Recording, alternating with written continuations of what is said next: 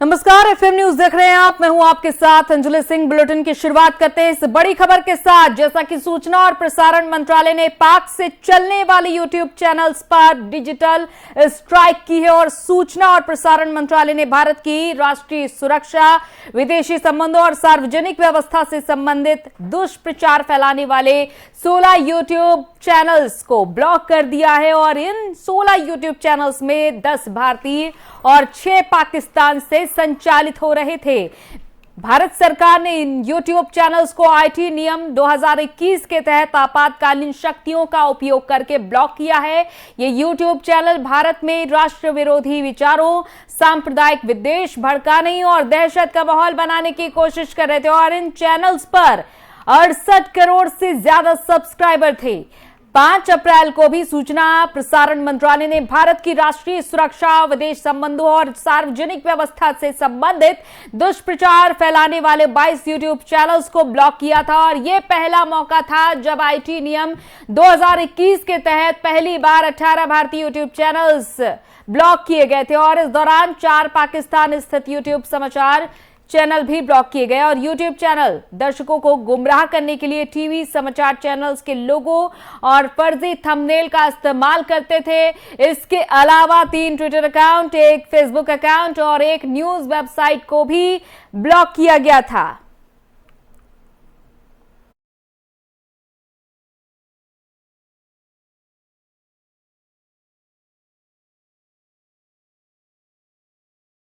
हमारे साथ cyber expert पवन दुग्गल जी जुड़ चुके हैं। पवन जी, बहुत बहुत स्वागत है आपका एफएम न्यूज में। धन्यवाद जी।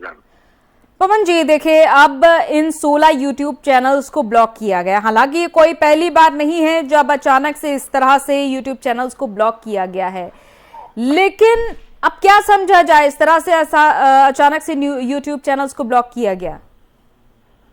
देखिए, आज भारत के बरखलाफ बहुत जबरदस्त ऑनलाइन प्रोपोगेंडा चलाया जा रहा है।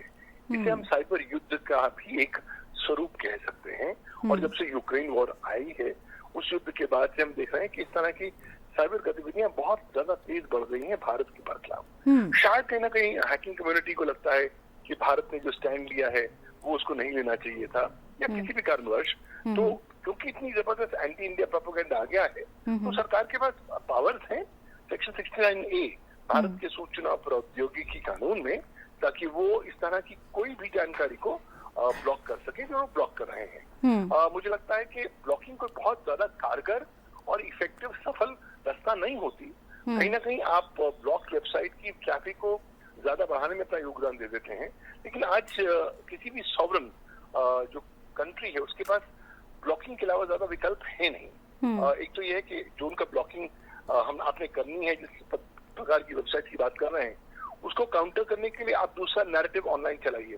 वो भी सिलसिले चल रहे हैं, लेकिन साथ ही साथ ब्लॉकिंग वाले काम भी हो रहे हैं। भारतीय सरकार ने काफी वेबसाइट्स को, यूट्यूब चैनल्स को लगातार ब्लॉक किया है जो एंटी इंडिया प्रोपेगेंडा चला रहे हैं, क्योंकि कहीं ना कहीं इस तरह की जानकारी भारत की प्रभुता, अखंडता या सुरक्षा पर नकारात्मक प्रभाव छोड़ जाती है।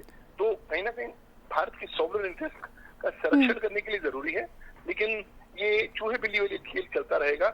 हम आज कुछ ब्लॉक करेंगे, वो नए प्रकार के चैनल लेकर आएंगे, हम नए चैनल्स को ब्लॉक करेंगे।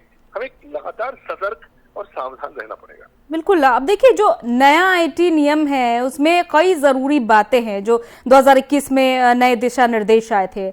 हालांकि इन यूट्यूब चैनल्स को ब्लॉक किया गया और बिल्कुल आपने ठीक कहा है कि आज कुछ बंद हो रहा है, फिर से नया कुछ जन्म लेगा इस तरह से यूट्यूब पर और तमाम वेबसाइट बनेगी, ट्विटर अकाउंट, फेसबुक अकाउंट इस तरह से नए नए बनते रहेंगे। लेकिन आखिर इस तरह की चीजों को रोका कैसे जा सकता है? किन नियमों के तहत रोका जा सकता है? इसके लिए क्या नए प्रावधान आने चाहिए ताकि नजर रहे? कुछ भी अगर नया बन रहा है यूट्यूब पे, कोई भी नया चैनल आ रहा है तो उन पर नजर रहे पूरी तरीके से और तुरंत उनसे जवाब मांगा जाए, स्पष्टीकरण मांगा जाए। कहीं ना कहीं आवश्यकता है कि भारत अपना जो कानूनी प्रकरण है उस पर पुनः से संशोधन करें, क्योंकि जो भारत का इंफॉर्मेशन टेक्नोलॉजी एक्ट है वो बहुत कारगर नहीं है और खासतौर पर भारत का जो लीगल अप्रोच सही है ये सर्विस प्रोवाइडर्स और इंटरमीडिएरीज के संदर्भ में वो बहुत ज्यादा सख्त नहीं रही है। तो कहीं ना कहीं भारत को सख्त रहना पड़ेगा। साहब, आप यूट्यूब है, आपका दायित्व बनता है कि भारत के बरखलाफ कोई भी जानकारी वहां नहीं आनी चाहिए और अगर आएगी तो हम आपके खिलाफ कानूनी कार्रवाई करेंगे। और भारत इतना विशाल मार्केट है, मुझे नहीं लगता कोई भी कंपनी अपने नॉर्मल सेम सेंसेस में भारत की मार्केट को त्यागना चाहेगी। तो इसलिए अगर आप थोड़े सख्त रवैया अख्तियार करेंगे, डेडिकेटेड रूल्स एंड रेगुलेशंस लेकर आएंगे भारत के अमेंडेड आईटी एक्ट के तहत और विवश करेंगे इन सर्विस प्रोवाइडर्स को कि आप कृपया इंश्योर करें प्रोएक्टिवली ताकि इस तरह की जानकारी ना आ सके, तो और अगर आप नहीं करेंगे तो आपके खिलाफ कानूनी कार्रवाई की जाएगी। और देखिए पवन जी, पिछली बार जब पिछले साल 2021 में ये नए आईटी नियम आए थे तो कई तरह से इसका विरोध भी हुआ था, यहाँ तक कि कई सांसदों ने इसका विरोध किया था कि ये नियम बिल्कुल खिलाफ हैं। इस तरह से आप किसी भी वेबसाइट को या फिर किसी भी यूट्यूब चैनल को यूं ही ब्लॉक नहीं कर सकते हैं। इस तरह से देश के मीडिया हाउस इन नियमों को लेकर काफी ज्यादा चिंतित हो चुके थे और अब देखिए के बाद एक चैनल ब्लॉक किया गया। हालांकि पाकिस्तान से कुछ चैनल संचालित हो रहे थे, उन पर भी कार्रवाई की गई है। देखिए, आईटी रूल्स 2021 में एक सबसे महत्वपूर्ण सकारात्मक योगदान ये भी दिया है कि न केवल उन्होंने सख्ती के प्रावधान ले आए हैं, साथ ही तौर पर इन्होंने एक संकेत दिया है, एक चेतावनी दी है। रूल 7 आईटी रूल्स 2021 कहते हैं कि अगर आप सर्विस प्रोवाइडर इंटरमीडियरी इन प्रावधानों का पालन नहीं करेंगे तो जो आपको कानून ने सुरक्षा कवच प्रदान कर रखा है, statutory exemption from legal liability का, वो आपसे छीन लिया जाएगा। और दूसरी महत्वपूर्ण बात कि आपकी टॉप मैनेजमेंट के विरुद्ध फौजदारी मुकदमे दर्ज किए जा सकते हैं भारत की सूचना प्रौद्योगिकी। बिल्कुल, माफी चाहूंगी पवन जी, एक बात इस बीच आपसे एक प्रश्न पूछना चाहूंगी कि इस तरह से देखिए यूट्यूब चैनल्स को ब्लॉक कर दिया गया है, नोटिस भेजने का क्या प्रावधान रखा जा सकता था ताकि ये यूट्यूब चैनल्स अपने कंटेंट को सुधार सकते थे, समय रहते कंटेंट पर ध्यान देते और कोई भी आतंकवादी जैसे भ्रम स्थिति इस तरह के फैलाना, उस पर रोक लग सकती थी? देखिए, आप विवश यूट्यूब को कर सकते हैं कि वो अपने प्लेटफॉर्म में कुरान की जानकारी ना लाए। आप विवश करना चाहेंगे यूट्यूब के सब्सक्राइबर्स को, सब्सक्राइबर्स कहेंगे हम तो भारतवर्ष में है ही नहीं, हम भारतीय कानून के अंदर आते ही नहीं है, तो आप हमारा जो करना कर लीजिए। तो सब्सक्राइबर्स आपकी बात नहीं मानने वाले, क्योंकि वो इंटरनेट के ने जो भूगोल को इतिहास बना दिया है उस तथ्य के पीछे छुपना चाहते हैं। इसलिए आपके पास भी अगर एक ही विकल्प है तो इफेक्टिव हैंडल है कि आप विवश करें यूट्यूब को कि आप कृपया इंश्योर करें कि इस तरह की जानकारी अव्वल तो प्रकाशित ना हो और प्रकाशित हो तो पहले 15 मिनट में ही आप उसे पुल डाउन कर सकें। ऐसे एल्गोरिदम्स और ऐसे प्रोग्राम्स आप संचालित करें और उनको इम्प्लीमेंट करें। चलिए, बहुत बहुत शुक्रिया हमारे साथ जुड़ने के लिए, तमाम बातचीत करने के लिए पवन जी।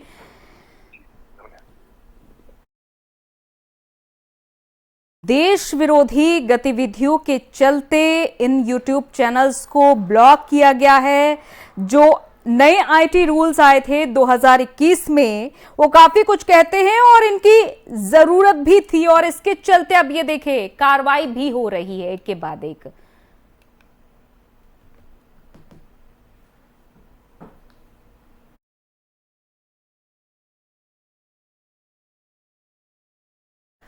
और मुख्यमंत्री योगी आदित्यनाथ की अगुवाई वाली सरकार ने आज अपने दूसरे कार्यकाल का 1 महीना पूरा कर लिया है। अपने इस महीने के कार्यकाल के दौरान मुख्यमंत्री योगी आदित्यनाथ ने चुनावी घोषणा पत्र में किए गए वादों को अमली जामा पहनाने के लिए ताबड़तोड़ फैसले भी लिए। योगी 2.0 की शुरुआत से ही भ्रष्टाचार पर नकेल कसने की तैयारी में लगी हुई है और चुनाव में जहां विपक्षी पार्टियां सीएम योगी को बुलडोजर बाबा के नाम से बुला रही थी, वहीं योगी 2.0 की सरकार के पहले महीने में तकरीबन 100 लोगों को पर योगी सरकार का बुलडोजर गरज रहा है। और इसके अलावा रोजगार, गरीब आवास, किसानों को लेकर भी मुख्यमंत्री एक्शन में नजर आए। और आइए हम आपको ग्राफिक्स के जरिए बताते हैं कि योगी 2.0 की सरकार ने पहले महीने में क्या क्या बड़े फैसले लिए हैं। देखिए, जनहित में योगी 2.0 के बड़े फैसले। सबसे पहले मुफ्त राशन योजना को 3 महीने तक के लिए बढ़ाया गया आते ही। इसके बाद 6 महीने में करीब 2.5 लाख आवास बनाने का लक्ष्य रखा गया। देहात में 15 और शहरी क्षेत्र में 7 मिनट का फायर रिस्पांस होना चाहिए। एंटी रोमियो स्क्वाड को फिर से शुरू किया गया। आपने देखा कि नवरात्र के समय से एंटी रोमियो स्क्वाड शुरू किया गया था और मुख्यमंत्री आवास पर जनता दर्शन की भी शुरुआत की गई, जो अभी तक नहीं होती थी। और हर दिन एक मंत्री की मौजूदगी में जन समस्याओं के निस्तारण के भी निर्देश दिए गए हैं। 2 साल में 10 लाख करोड़ रुपए के निवेश का भी लक्ष्य रखा गया है। यहां तक पुलिस बल के लिए 86 राजपत्रित और 5295 अराजपत्रित पदों को मंजूरी है। 100 से ज्यादा अपराधियों और माफियाओं पर भी बुलडोजर चला, सबसे बड़ी बात जो अब तक रही है। और 20 दिनों में 200 करोड़ से ज्यादा की अवैध संपत्ति ध्वस्त हुई है या फिर जब्त हुई है। मंत्रियों को 100 दिन की कार्य योजना तैयार करने के भी निर्देश दिए हैं। युवाओं को 9,74,000 टैबलेट और स्मार्टफोन देने की शुरुआत की गई। सबसे बड़ी बात देखिए इस बड़े फैसले की, होमगार्ड के 20% पदों पर महिलाओं की भर्ती होगी। यूपी महिला होमगार्ड्स को एंटी टेररिस्ट मॉड्यूल का प्रशिक्षण मिलेगा। महिला और पुरुष होमगार्ड जवानों का स्वास्थ्य बीमा बांग्लादेश से विस्थापितों का। 63 हिंदू परिवार के पुनर्वास के लिए भूमि के पट्टी का वितरण होना। 5 सालों में मेडिकल प्रोफेशनल सीटें दोगुनी करने का प्रस्ताव। ये इस तरह के बड़े फैसले देखिए, 40 बड़े फैसले हम आपको एक एक कर इसीलिए गिना रहे ताकि आप देख सके कि 30 दिन के अंदर 40 वो बड़े फैसले क्या क्या रहे योगी 2.0 के। और लाउड स्पीकर लगाने की मनाही की गई सार्वजनिक स्थानों पर। आंगनबाड़ी सेविका सहायकों के लिए 20,000 पदों पर 6 महीने में नियुक्ति।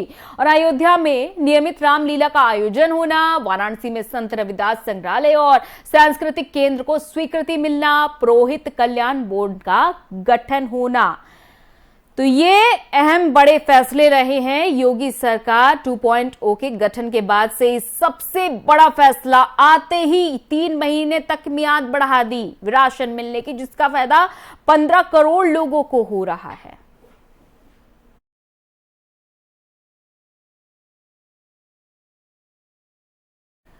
यूपी की राजनीति में आजम खान इन दिनों केंद्र में है। आजम के राजनीतिक भविष्य को लेकर कई तरह की कयास लगाए जा रहे हैं और बीते रविवार को सपा के प्रतिनिधि मंडल से मिलने से इनकार भी कर दिया था आजम खान ने। और कुछ दिन पहले शिवपाल यादव ने आजम खान से मुलाकात भी की थी। AIMIM के प्रदेश अध्यक्ष ने उन्हें अपनी पार्टी में आने तक का ऑफर दे दिया था। और अब कांग्रेस नेता प्रमोद कृष्णम ने सीतापुर जेल में आजम से मुलाकात की है और इस मुलाकात के जाहिर तौर पर कई तरह के मायने निकाले जा रहे हैं। क्या कांग्रेस आजम का नया राजनीतिक ठिकाना होगा? क्या आज सपा का साथ छोड़ेंगे आजम? हालांकि अखिलेश यादव ने इस तरह की अटकलों पर सिरे से इनकार कर दिया है, लेकिन आजम और उनके परिवार ने जिस तरह का तेवर अख्तियार किया हुआ है उससे तो ऐसा लग रहा है कि सपा से आजम और उनके परिवार की नाराजगी अखिलेश से काफी बढ़ी हुई है। और तो आने वाले दिनों में देखना होगा कि क्या आजम का अगला कदम होगा क्या। फिलहाल तो सीतापुर जेल में बंद है आजम खान। तो ये 4 तस्वीरें हैं आपके सामने जो कहानियों को बयां कर रही हैं। पहली तस्वीर में आजम खान हैं, दूसरी तस्वीर में शिवपाल यादव हैं, अखिलेश यादव हैं चौथी तस्वीर में, और प्रमोद कृष्णम जिन्होंने मुलाकात की है आजम खान से, जो कांग्रेस के वरिष्ठ नेता हैं।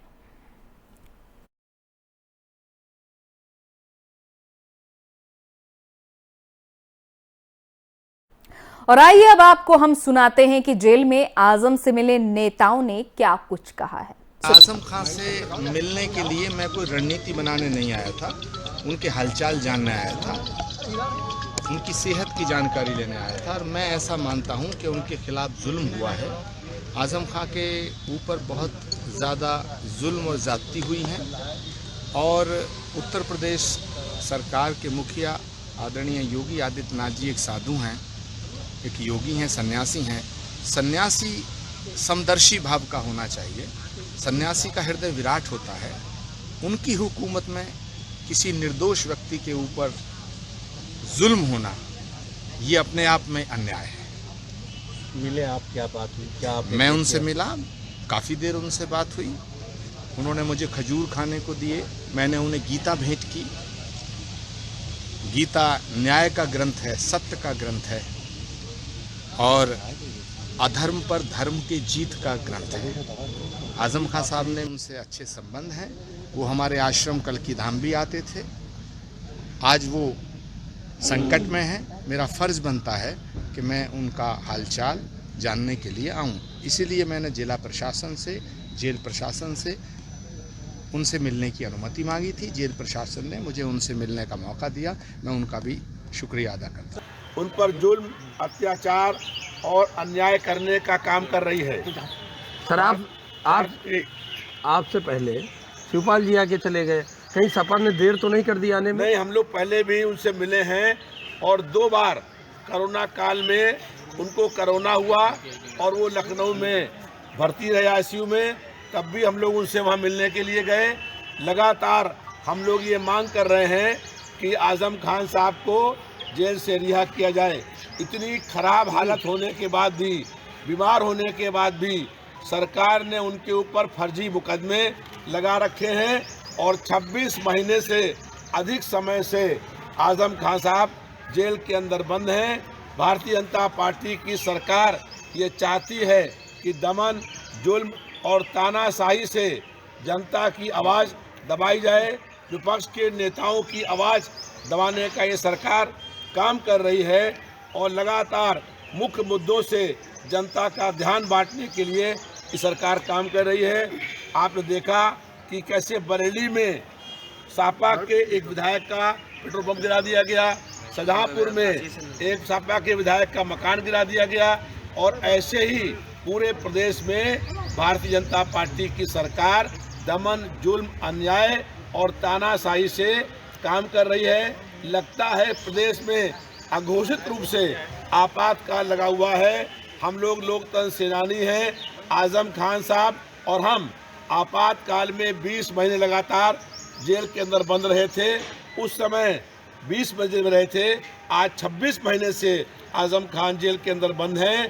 तो लगता है कि प्रदेश में भाजपा की सरकार ने लोकतंत्र की हत्या कर दी है। सर एक चीज ये है, आज जेल से रिहा हुए एक बाबा बजरंग मुनि, उन्होंने आजम खान और सीओ सिटी पर 2 करोड़ रुपए लेकर उनकी हत्या का आरोप लगाया है। देखिए, भारतीय जनता वो जानते हैं कि किस तरीके का बयान देते हैं और हम लोगों को शंका ये है कि आजम खान साहब की कहीं जेल में हत्या न कर दी जाए। और जो है भाजपा की सरकार जो है लगातार दमन करने का काम कर रही है, जुल्म करने का काम कर रही है। हम लोग जुल्म के खिलाफ संघर्ष। क्या आजम खान बीजेपी आज कौन आया है प्रतिनिधिमंडल में आपके? के नजदीक जा रहे हैं? नहीं, आजम खान साहब जो हैं समाजवादी पार्टी के विधायक हैं, नेता हैं। अभी चुनाव विधानसभा के हुए, वो जेल के अंदर बंद रह करके यहाँ पर चुनाव जीतने का उन्होंने काम किया है। और अखिलेश यादव जी उनके चुनाव क्षेत्र में उनके लिए वोट मांगने के लिए गए थे। देखिए, यहाँ के बाद जाने के बाद हम मुख्यमंत्री जी से 20 मई लेंगे और मुख्यमंत्री से भी आजम भाई की बात को रखेंगे। मुख्यमंत्री संत हृदय अगर है तो इस पर जरूर विचार करेंगे और आजम भाई की सभी बातों को हम मुख्यमंत्री जी के सामने रखेंगे। क्या लगता है जल्द रिहाई हो जाएगी? क्या लगता है सर, जल्द रिहाई हो जाएगी? आराम से रिहाई के लिए क्या कहेंगे? देखिए, सभी में बेल हो ही चुकी है, केवल एक बचा हुआ, उसकी भी बहस हो चुकी है। तो सहानुभूति देखिए आपने कांग्रेस नेता प्रमोद कृष्णम की, किस तरह से उन्होंने सहानुभूति जताई और उन्होंने कहा कि खजूर भी खाने को दिए हैं जेल में। उधर जो मिले नहीं है यानी कि रविदास मेहरोत्रा, उन्होंने हत्या की आशंका जताई है कल। चलिए बढ़ते हैं अगली खबर की ओर। 2022 के अंत में गुजरात में विधानसभा के चुनाव होने हैं और इस सब के बीच कांग्रेस नेता हार्दिक पटेल को लेकर अटकलें भी लगाई जा रही है। तो वहीं हार्दिक पटेल ने इन सब अटकलों को सिरे से खारिज कर दिया है। आपको सुनाते हैं उन्होंने कहा क्या है। देखिए, लोग बहुत कुछ बातें करेंगे। मैंने जब अमेरिका में जॉन बाइडेन चुनाव जीते तो मैंने उनकी तारीफ की, क्योंकि उनकी जो वहाँ की वाइस प्रेसिडेंट है वो इंडिया की थी। तो क्या मैं जॉन बाइडेन की पार्टी में घुसने वाला हूँ? अगर दुश्मन कोई अच्छा भी हो और उसकी कोई तारीफ करने वाली चीज हो तो हमें राजनीति में वो भी ध्यान रखना पड़ेगा। अगर वो निर्णय शक्ति पावरफुल करते हैं तो हमें भी पावरफुल निर्णय लेने पड़ेंगे ना, तुरंत निर्णय लेने पड़ेंगे। अगर समय व्यतीत करोगे तो लोग उससे दूर भागते हैं। बहुत सारे नौजवान ऐसे हैं जो पार्टी के लिए काम करना चाहते हैं, जो पार्टी की मजबूत करना चाहते हैं। ऐसे नौजवानों को बस जगह मिले, यही मेरी बात है और वो बात मैं खुल के कहता हूँ। लोकतंत्र में यही तो फ्रीडम है कि आप पापा से भी सवाल।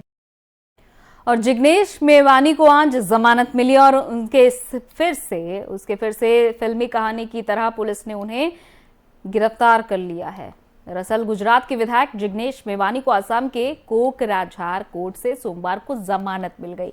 विधायक को पिछले हफ्ते अचानक गिरफ्तार किया गया था, लेकिन उन्हें बाद में एक अन्य मामले को लेकर भी गिरफ्तार कर लिया गया, जिसके बाद उन्हें कोकराझार जिले के बारपेटा ले जाया जा रहा है और जो यहां से 3 किलोमीटर दूर है। तो वहीं इस पूरे मामले पर असम पुलिस का कहना है कि एक अन्य मामले में जमानत मिलने के बाद मेवानी ने अधिकारियों पर हमला किया, जिसमें उन्हें गिरफ्तार किया गया है। बता दें कि असम पुलिस ने मेवानी को प्रधानमंत्री के खिलाफ ट्वीट करने के मामले में बुधवार को गुजरात से गिरफ्तार किया था और इसके बाद वो 3 दिन की पुलिस हिरासत में थे।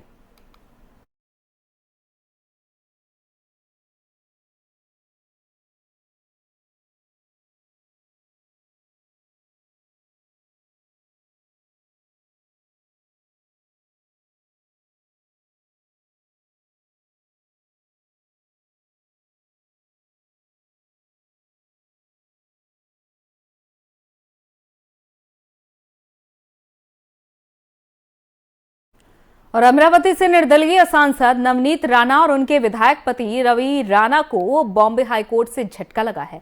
कोर्ट ने राणा दंपति की याचिका को खारिज कर दिया है। नवनीत राणा और रवि राणा के खिलाफ दूसरी एफआईआर को रद्द करने के लिए याचिका भी दायर की गई थी। दोनों के खिलाफ जो दूसरी एफआईआर हुई थी वो आईपीसी की धारा 353 के तहत दर्ज हुई थी। इसका मतलब सरकारी कामकाज में अड़चन डालना। और इस याचिका पर बॉम्बे हाई कोर्ट में सुनवाई हुई। कोर्ट ने दोनों एफआईआर को कंबाइन करने से इनकार कर दिया। अदालत का कहना है कि दोनों अलग अलग घटनाएं हैं।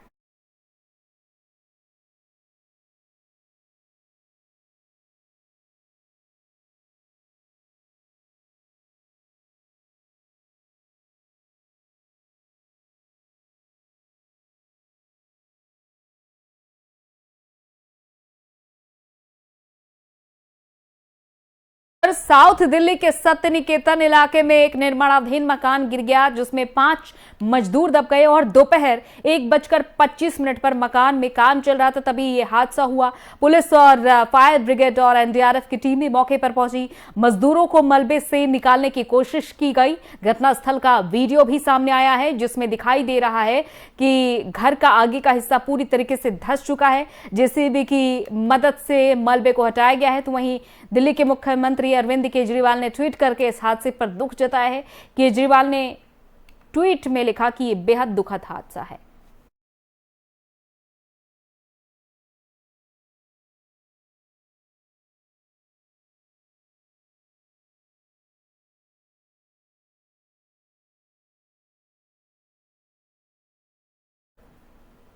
उधर बीजेपी नेता किरीट सोमैया पर हमले का मामला अब दिल्ली पहुंच चुका है और इस मामले में अब बीजेपी के एक प्रतिनिधिमंडल ने दिल्ली जाकर गृह सचिव से मुलाकात की है। प्रतिनिधिमंडल के सभी सदस्यों ने राज्य में कानून व्यवस्था को लेकर ज्ञापन सौंपा है। साथ ही किरीट सोमैया मामले को भी उठाया। प्रतिनिधिमंडल का प्रतिनिधित्व कर रहे किरीट सोमैया ने गृह सचिव से महाराष्ट्र के हालात का जायजा लेने के लिए स्पेशल टीम भेजने की मांग की। और बता दें कि सोमैया शनिवार को गिरफ्तार निर्दलीय सांसद नवनीत राणा और उनके विधायक रवि राणा से मिलने खार पुलिस स्टेशन भी गए थे और उसी दौरान उन पर कथित रूप से हमला हुआ था।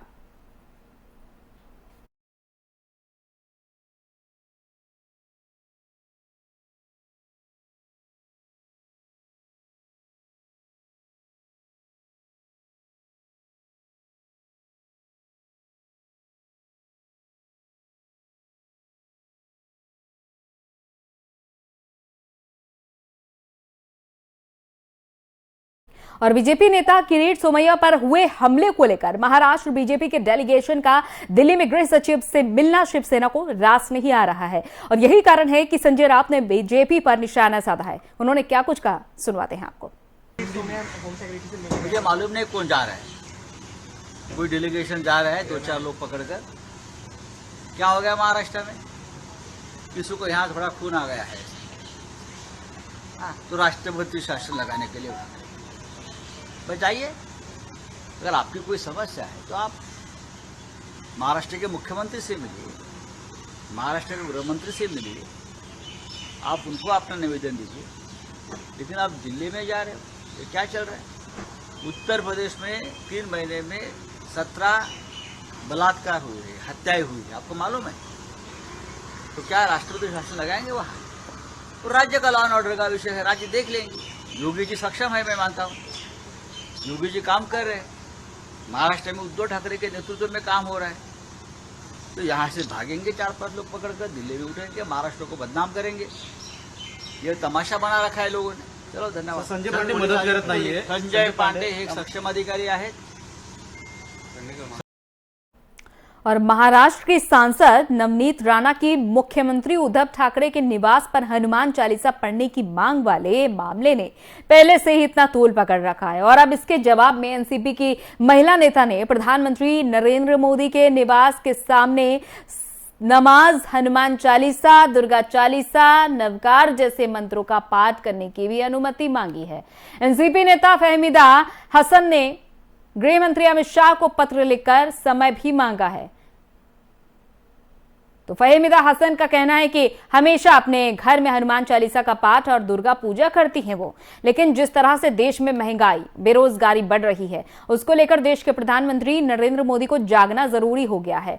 और अब उनका ये कहना है कि अगर महाराष्ट्र के सीएम उद्धव ठाकरे के निवास मातोश्री के बाहर हनुमान चालीसा पढ़ने से रवि राणा और नवनीत राणा को फायदा दिख रहा है, तो वो देश का फायदा करने वाले पीएम मोदी के आवास दिल्ली में जाकर नमाज, हनुमान चालीसा और दुर्गा पाठ करना चाहती हैं।